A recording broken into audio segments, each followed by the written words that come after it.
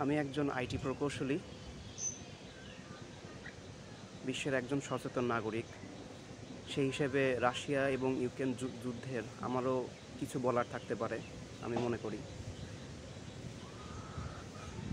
সারা বিশ্বে যখন আমেরিকার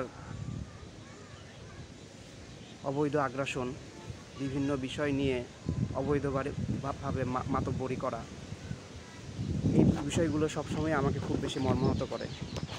আমেরিকার এরকম অবৈধ আগ্রাসনে অনেক প্রতিষ্ঠিত দেশই তাদের সার্বভৌমত্ব হারিয়ে ভুলুণ্ঠিত হয়ে গেছে। আমরা উদাহরণস্বরূপ বলতে পারি, ইরাকে, আফগানিস্তানে আমেরিকার দীর্ঘকালব্যাপী অবৈধ আগ্রাসনে দেশগুলো পঙ্গু হয়ে গেছে, তাদের নিজেদের সামাজিক বেষ্টনী নষ্ট হয়ে গেছে, সার্বভৌমত্ব নষ্ট হয়ে গেছে।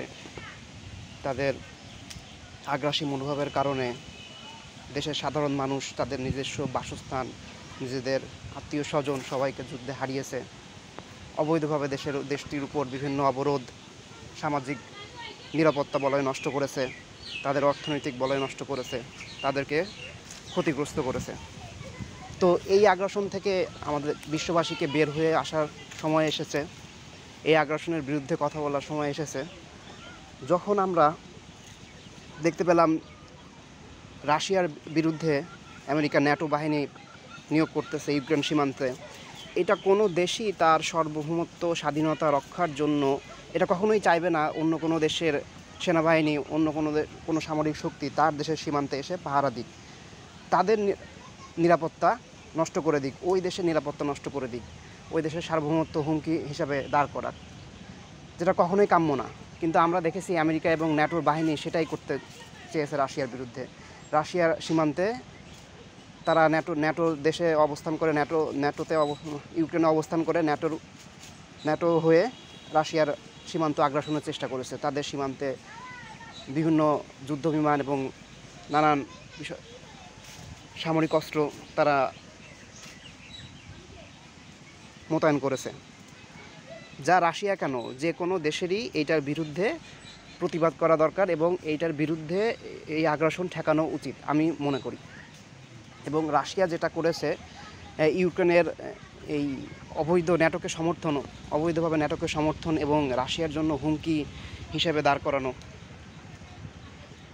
এবং তার বিরুদ্ধে কথা বলা এবং তার বিরুদ্ধে নিজেদের সার্বভৌমত্ব রক্ষার জন্য ইউক্রেনের বিরুদ্ধে যুদ্ধ করা এবং সেখান থেকে ন্যাটো সহ তাদেরকে সরিয়ে ফেলার জন্য যে যুদ্ধের সূচনা হয়েছে, আমি মনে করি তা সম্পূর্ণ বৈধ এবং নিজের অস্তিত্ব রক্ষার্থে, নিজের দেশের সার্বভৌমত্ব স্বাধীনতা রক্ষার্থে এটা অবশ্যই জরুরি এবং দরকার। শুধুমাত্র আমেরিকা নিজেদের পেশিশক্তি, বাহুবল খাটিয়েই যে বিশ্বের যে কোনো দেশকে দমিয়ে তাদের উপরে দমন পীড়ন, তাদের স্বাধীনতায় হস্তক্ষেপ করা, এটা আর মেনে নেওয়ার সময় এখন আর নেই। রাশিয়ার মতো আমি আরও অন্য সকল দেশকে আহ্বান করব, আমেরিকার সকল দেশ এবং সারা বিশ্বের নাগরিকদের, যারা ন্যায়ের পক্ষে, যারা ভালোর জন্য, যারা সারা পৃথিবীর মানুষের জন্য কাজ করবে, কথা বলবে, তাদের উদ্দেশ্যে আমি জানাতে বলবো, আমেরিকার এই আগ্রাসী মনোভাবের বিরুদ্ধে কথা বলার সময় এসেছে। পৃথিবীর প্রতিটা মানুষ স্বাধীন, তাদের স্বাধীনভাবে বেঁচে থাকার অধিকার রয়েছে, তাদের স্বাধীন অর্থনৈতিক অঞ্চল গড়ে তোলার অধিকার রয়েছে, স্বাধীনভাবে তাদের সংস্কৃতি চর্চা, স্বাধীনভাবে তাদের ধর্মীয় চর্চা, স্বাধীনভাবে সকল কিছু করারই প্রতিটা মানুষের অধিকার আছে। আমেরিকা সেই অধিকারে কোনোভাবেই হস্তক্ষেপ করতে পারে না এবং এইটার বিরুদ্ধে, আমেরিকার এই আগ্রাসী মনোভাবের বিরুদ্ধে কথা বলার এখনই সময় চলে এসেছে। আমি সকলকে আহ্বান করব, সারা পৃথিবীর 700 কোটি মানুষ, 800 কোটি মানুষকে আহ্বান করব আমেরিকার এই আগ্রাসী মনোভাবের বিরুদ্ধে কথা বলার জন্য।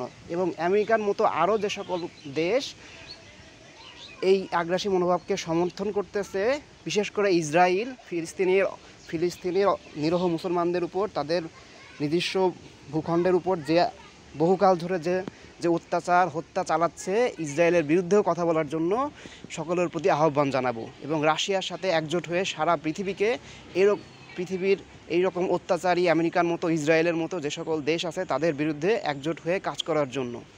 এবং আমি রাশিয়া এবং রাশিয়ার জনগণের পক্ষে আছি, তাদের উত্তর সমৃদ্ধি কামনা করতেছি।